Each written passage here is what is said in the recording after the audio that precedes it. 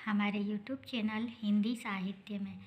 बच्चों आइए हम देखते हैं आप प्रवक्ता पीजीटी टीजीटी के अंदर आने वाले प्रश्नों के बारे में। तो बच्चों आइए देखते हैं कौन सा प्रश्न है। तो बच्चों पहला प्रश्न है, हिंदी गद्य की विधाओं को कितने भागों में बांटा गया है।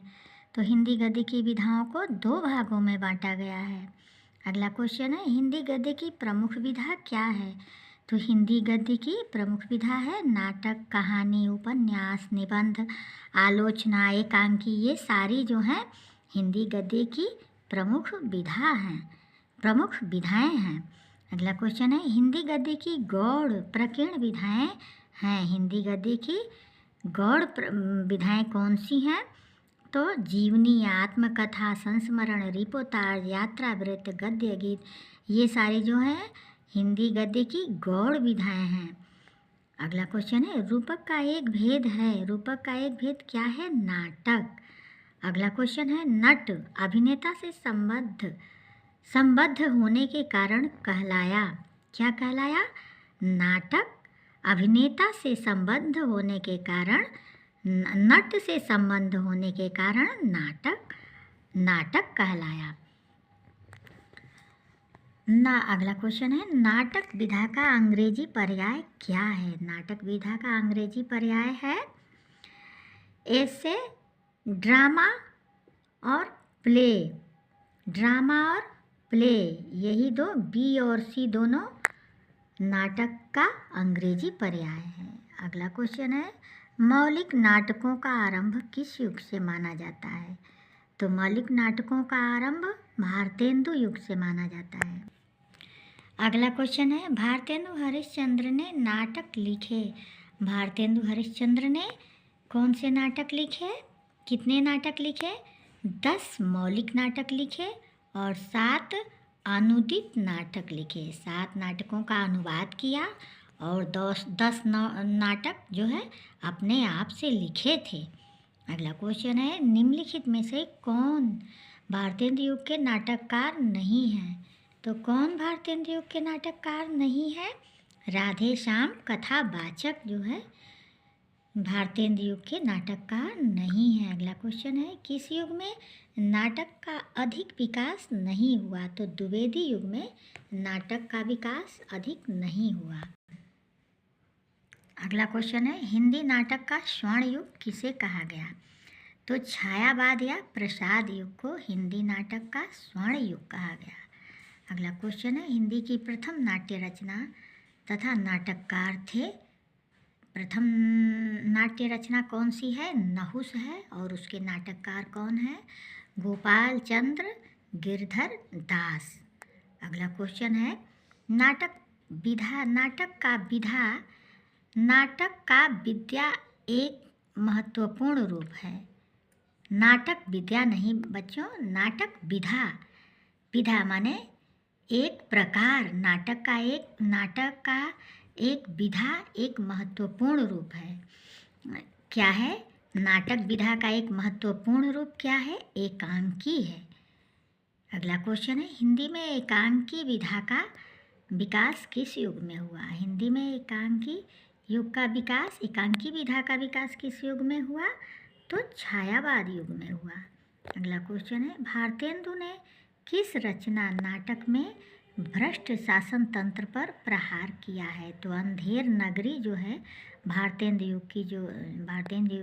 जी का जो नाटक है उसमें उन्होंने भ्रष्ट शासन तंत्र पर प्रहार किया है। अगला क्वेश्चन है, जयशंकर प्रसाद किस वर्ग के नाटककार थे। तो जयशंकर प्रसाद ऐतिहासिक नाटककार थे। ऐतिहासिकता उनके नाटकों का आधार था। अगला क्वेश्चन है, अंतर्द्वंद, संघर्ष एवं व्यक्ति वैचित्र जैसे तत्व किस नाटककार की रचनाओं में प्रभावी रूप से मिलते हैं। तो जयशंकर प्रसाद जी की रचनाओं में ये सारी विशेषताएं प्रभावी रूप से मिलती हैं। अगला क्वेश्चन है, अरुण यह मधुमय देश हमारा गीत प्रसाद के किस नाटक का अंश है। तो यह चंद्रगुप्त नाटक का अंश है। प्रसाद जी के प्रसिद्ध नाटक चंद्रगुप्त का यह अंश है। अगला क्वेश्चन है गरुड़ ध्वज एवं वत्सराज नाटकों की रचना किसने की? तो लक्ष्मी नारायण मिश्र ने नाटकों की रचना की। अगला क्वेश्चन है आषाढ़ का एक दिन नाटक किसकी रचना है? तो मोहन राकेश जी का नाटक है।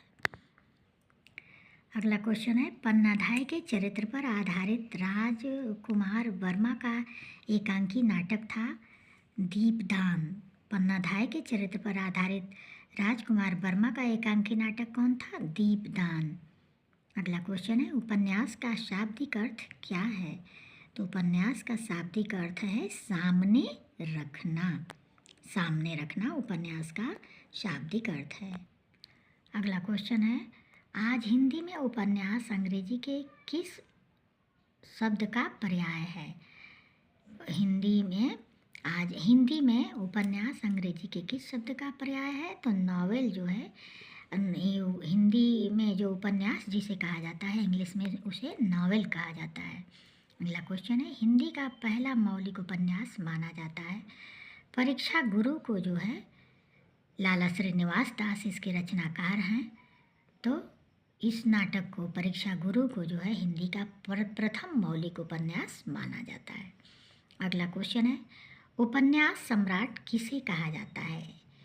तो मुंशी प्रेमचंद्र जी को उपन्यास सम्राट कहा जाता है। अगला क्वेश्चन है मानव चरित्र पर प्रकाश डालना और रहस्यों को खोलना ही उपन्यास का मूल तत्व है। उपन्यास के बारे में यह विचार किसका है? तो प्रेमचंद्र जी का, मुंशी प्रेमचंद्र जी का यह विचार है उपन्यास के विषय में। अगला क्वेश्चन है उपन्यास के विकास के चरण हैं। उपन्यास के विकास के चरण हैं। कौन चरण है? प्रेमचंद पूर्व, प्रेमचंद युगीन, प्रेमचंदोत्तर, ये सारे जो हैं उपन्यास के विकास के चरण हैं। अगला क्वेश्चन है किस उपन्यासकार की रचनाओं को पढ़ने के लिए लोगों ने हिंदी सीखी? तो देवकीनंदन खत्री जी के उपन्यास को पढ़ने के लिए लोगों ने हिंदी सीखी। अगला क्वेश्चन है देवकीनंदन खत्री के उपन्यासों की प्रवृत्ति क्या है? तो इनके उपन्यासों की प्रवृत्ति जो है जासूसी है। इनके उपन्यासों की प्रवृत्ति जासूसी उपन्यास देवकीनंदन खत्री जी लिखते हैं। अगला क्वेश्चन है प्रेमचंद से पूर्व उपन्यासकारों का मूल उद्देश्य क्या था? प्रेमचंद जी से पूर्व उपन्यासकारों का मूल उद्देश्य क्या था? मनोरंजन एवं सुधार। इनके पूर्व के उपन्यासकारों का यही उद्देश्य था कि मनोरंजन एवं सुधार ही उपन्यासों का मूल उद्देश्य। तो बच्चों आज की वीडियो हम यहीं समाप्त कर रहे हैं। अगले वीडियो में फिर उपस्थित होंगे। तब तक के लिए धन्यवाद।